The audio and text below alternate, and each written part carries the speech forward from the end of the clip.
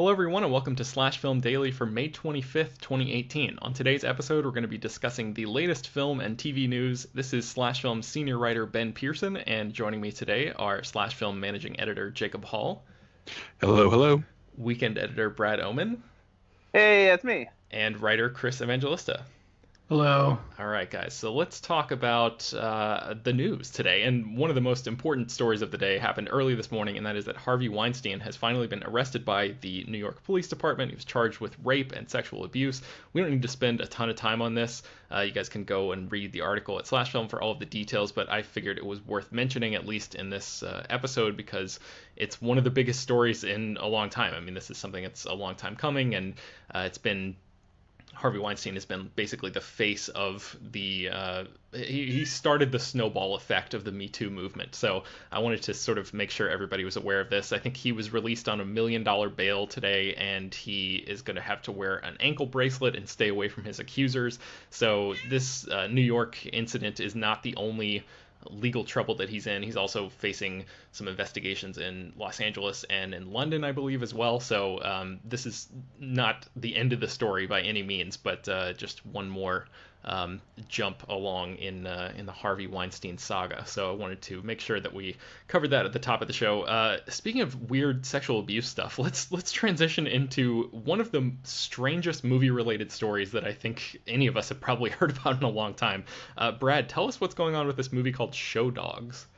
Yeah, so Show Dogs is this, throwaway, whatever, goofy family comedy that's made for parents to take their kids to so they can get some semblance of sanity for a couple hours out of their day. And the movie itself, is about Will Arnett as a detective being teamed up with this undercover police dog named Max, who is supposed to infiltrate this dog show where there's this baby panda that's being smuggled behind the scenes of this dog show for some reason. I don't know what the deal is with the story, but anyway, part of a normal dog show is for dogs to have their genitals inspected as part, like, seeing if they're good for breeding and that kind of thing. And there's apparently a couple scenes in this movie, because Max has to go undercover at a dog show, where he is asked to present his genitals, and he basically gets fondled by these judges and whatnot. And apparently the National Center on Sexual Exploitation thought that this was a very troubling thing to have in a kids movie, because it teaches kids that it's kind of okay if a potential child abuser would ask them to do this kind of thing, because that's sometimes what child abusers do to children when they're being total creeper, awful people. Mm-hmm. And so they complained about this, and Global Road Entertainment was initially like, well, this is being presented because it is a real part of a dog show. It's a moment that's played up for laughs kind of thing. But then they decided that it was probably a better idea to recut it, and they're going to get rid of those scenes. There's no word on how they were planning to do that, if they were going to replace it with a different kind of joke or replace the scenes altogether. But the new cut of the movie is supposed to be in theaters this weekend for families that go see it. And so, yeah, this is such a unique situation, because I can't even remember a theatrically released movie having edits made while it was still in theaters like this. Yeah, that is totally crazy. This is not the case of a test screening audience going crazy and revolting about a plot point like this. This is something that was in real theaters. This is totally nuts. Jacob, have you ever heard of anything like this? This is totally new to me, and it's a case where I'm jerked to both sides here, because I'm thinking oh, come on, this is so silly. But at the same time, I'm thinking, you know what? I get it. I get that complaint. I have a hard time saying this is the incorrect response. So good on them. Chris, do you have any thoughts about this? Yeah, I'm sort of in the same way, where when I first read this, I thought, well, that's just silly knee-jerk reactionism. But this is a film for kids, so it does make sense. If this were an adult film that was trying to be a raunchy comedy for adults, then maybe it would be weird to, pull it and reshoot it. But yeah, it's a movie geared toward kids, so this makes sense to pull it and recut it. Yeah, I think that's an important distinction to make here. It's such a strange thing. And when you think about how many people this had to go through, and how many people had to give this an okay to have this go through theaters, and nobody thought this was a problem, it's a little strange. Maybe that says something about the state of the industry right now. But let's move on to our next next topic, and that is Mudbound director Dee Rees has a new movie with Netflix. Chris, tell us about that. Yeah, so Dee Rees, she directed Mudbound for Netflix, and it was previously announced that her next film would be The Last Thing He Wanted, which is adapted from a Joan Didion novel. And we already knew that Anne Hathaway was going to star, so we already knew this movie was happening. But now, today, the news came that Netflix is going to distribute that film. So obviously, Dee Rees is happy with Netflix enough to want to work with them again. I mean, this is good news in the sense that Dee Rees is a great director. Mudbound is an excellent film, and I want to see more from her. But the only thing that gives me pause is that Netflix is very bad at advertising their films. I mean, even Mudbound, which got a bit of a push come Oscar season, really did not get advertised that well. It kind of got buried, with all the other original content on Netflix. So. Like I said, I want to see more films from her. I want Dee Rees to, have success, but I also wish Netflix would do a better job pushing, her films and everyone else's films that they have as well. Yeah, I think they gave Mudbound a very limited theatrical release, and that's one of the few films that Netflix has done that for, if I'm not mistaken. I think I wrote an article about that last year when Mudbound came out. But Brad, Jacob, have you guys seen Mudbound? What do you think about this news? See, this is the problem. I have not seen Mudbound because Netflix buried it so quickly, and I just haven't had a chance to watch it. So I feel, yeah, great that Dee Rees is working. Like, it's amazing that she's making movies. But I know for a fact that if this had hit theaters, I would have found time to watch it. Because when I'm at home and need something on Netflix, I want junk food. Honestly, I want junk food. Whereas when I go to a theater, I want a full meal, and that's where I would go for a Dee Rees movie. So I'm happy for her. Keep making those movies, but at the same time, I feel like really bad for myself because I do not know if she's making movies I want to watch at home. Right.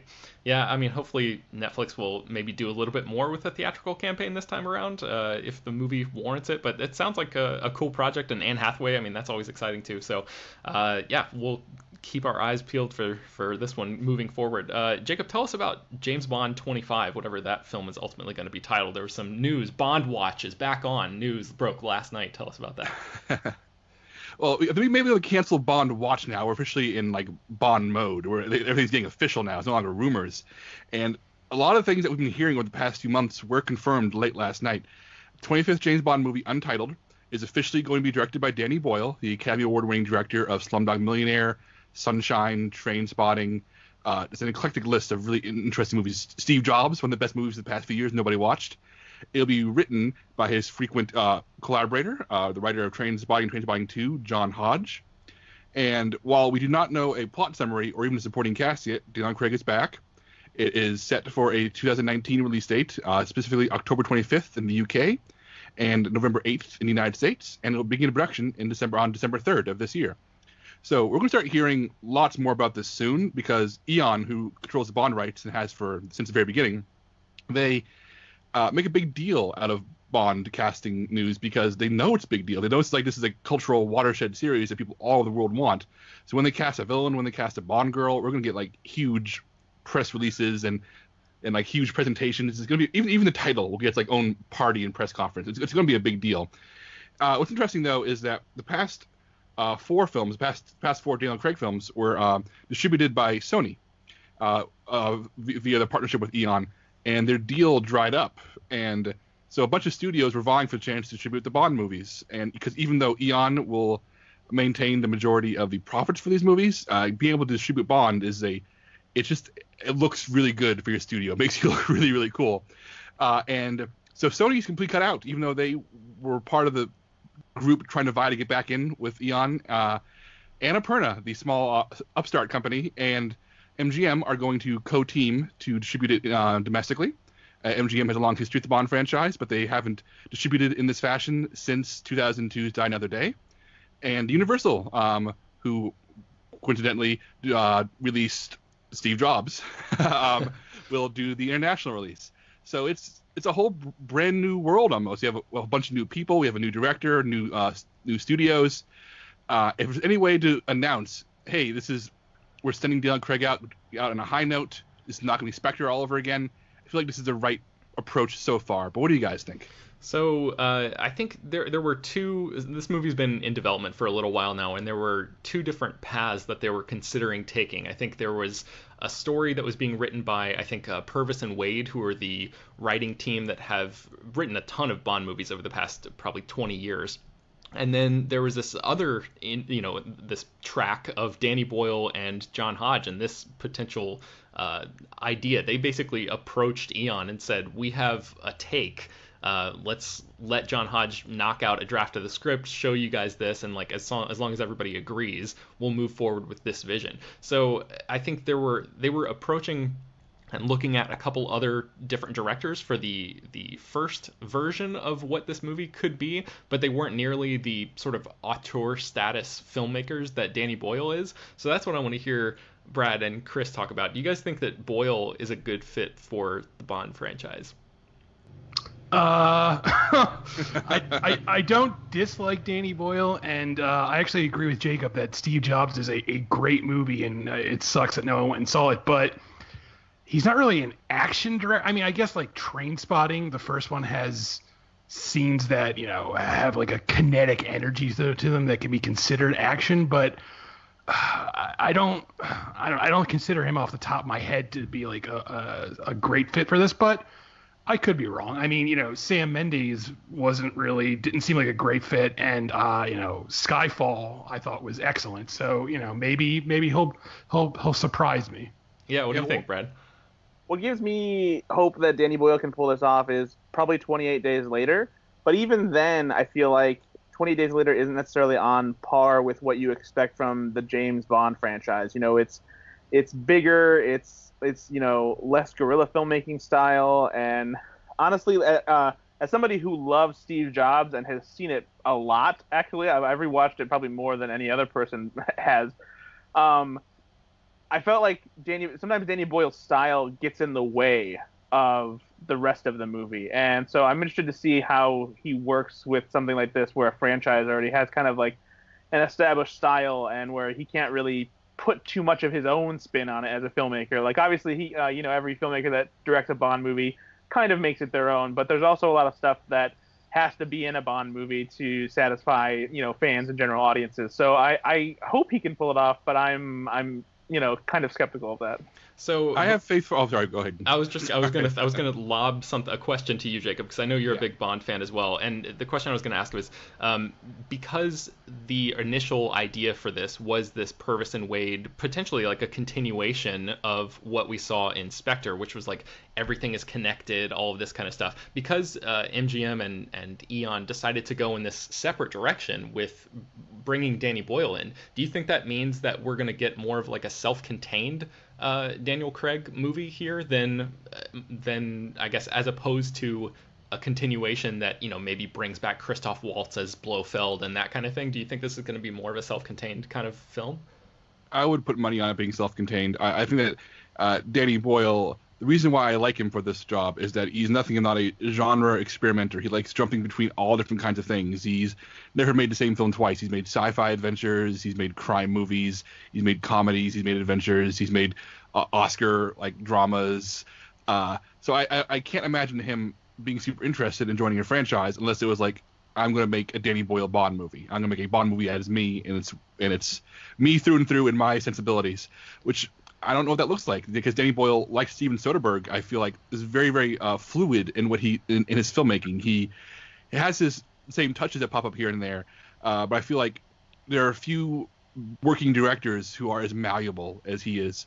But I guess to talk about Brad's point and Chris's point about Danny Boyle being an action director, or is he an action director?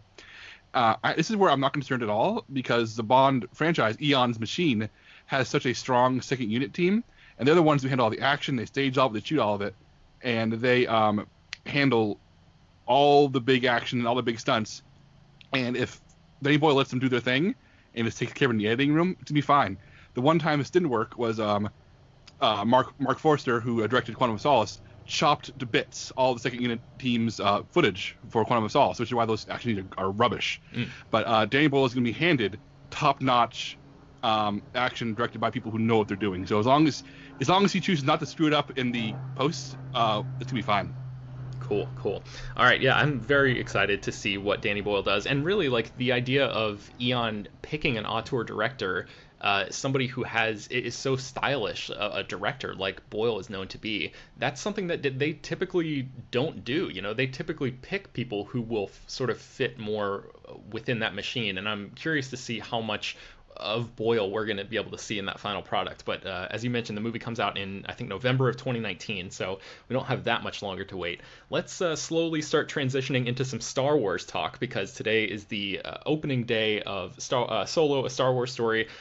Chris, tell us what Donald Glover wants the Lando movie, the eventual Lando Calrissian Solo film that we all know is coming. What does he want that movie to be like? Donald Glover wants that to be Frasier in space, which no, I don't think anyone was predicting, but now I want to see that immediately. He clarifies by saying, this is the direct quote, he says, like a high-end guy in space, all these characters are very specific, and they have very specific points of view, so it's always going to be fun to see them traveling around to a planet that is the opposite of what they're used to. So, I guess when he says he wants it to be Frasier in space, he's talking about, how classy Lando is and dealing with a classless world as Frasier sometimes dealt with. But just saying he wants it to be Frasier in space is enough for me. Like that's the direction I now want them to go in, and I hope Kathleen Kennedy is listening.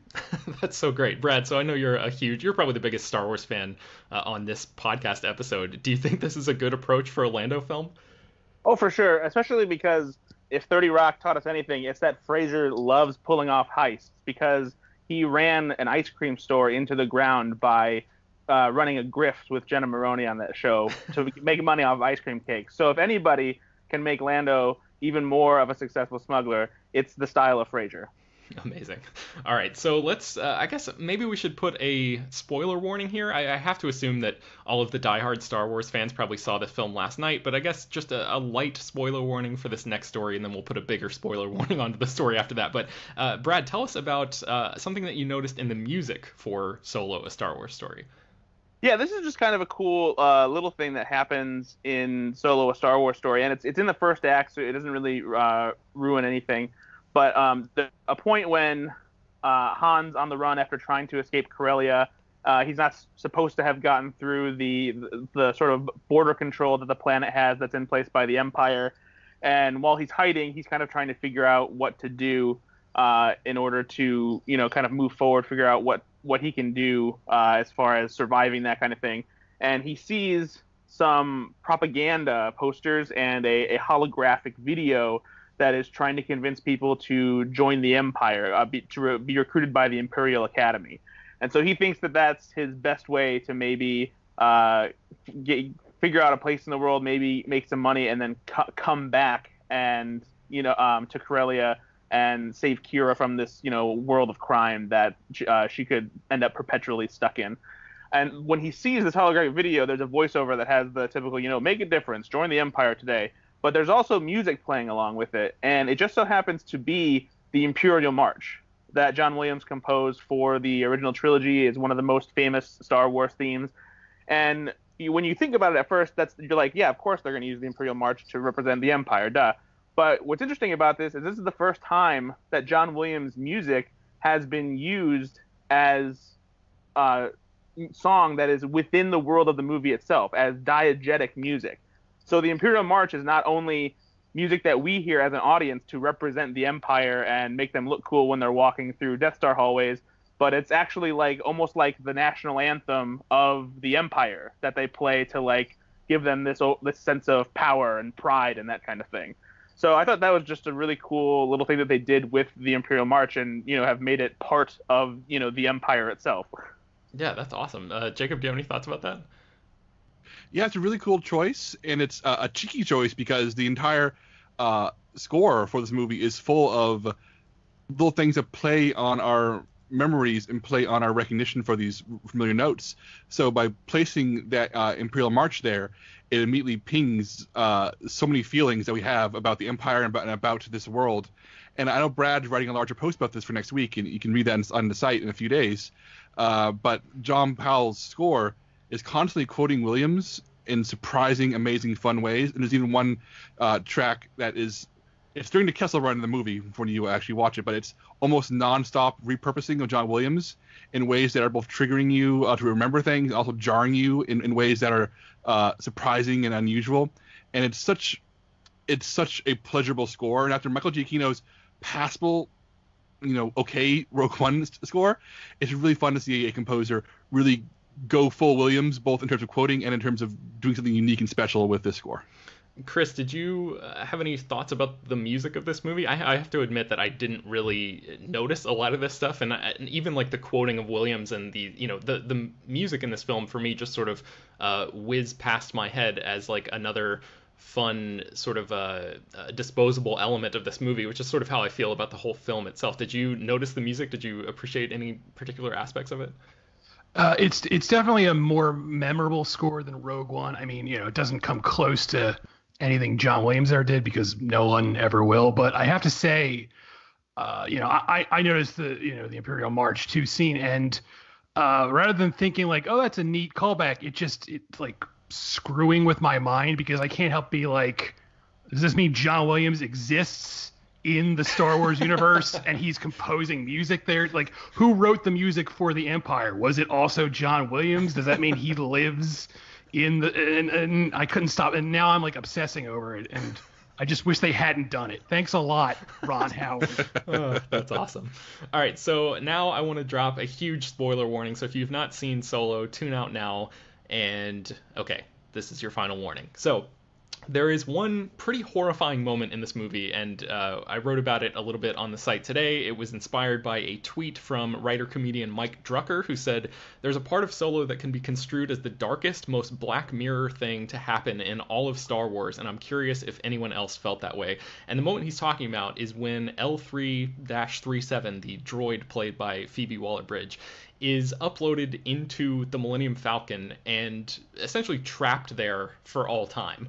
And so in the movie, she's wounded outside of this mining facility on Kessel, and Lando tries to save her. He gets her, up aboard the Falcon, and she basically dies in his arms. But somebody suggests, I think it's Han Solo, suggests importing her consciousness into the computer system so they can utilize the navigational data that she's acquired over the years to help them, I guess, survive the Kessel Run, get where they need to be as quickly as they need to get there. So nobody in the movie really blinks an eye about this, and they just essentially doom her to an eternity trapped inside the Millennium Falcon. I know, Jacob, you have some thoughts about this. Yes, the Black Mirror reference in particular is referring to a piece of technology revealed in the show's Christmas special called White Christmas, called a cookie. And in the show, this is a digital clone of your consciousness. It's everything that makes you in a digital form inside a computer. And in the show, these digital yous are used to power smart homes, and are essentially, even though they're fully conscious beings, live in a world of nothing and are used as slave labor and are tormented by time manipulation to be servants in every possible way. And it's the most horrifying thing I've ever witnessed in any pop culture item ever. I think about it every day, and it upsets me. So the idea that L3, a droid who lives to free other droids, who's all about droid rights, he's all about being free to do what she wants to do, damn it. The fact that she, against her will, was uploaded into the Millennium Falcon and has spent the past 30 some odd years powering it, possibly screaming on the inside to die or to be let out. Who knows? We don't know, because nobody can hear her, because she's now a slave. She's not a machine she never wanted to be. And it's so upsetting because nobody in the movie references it.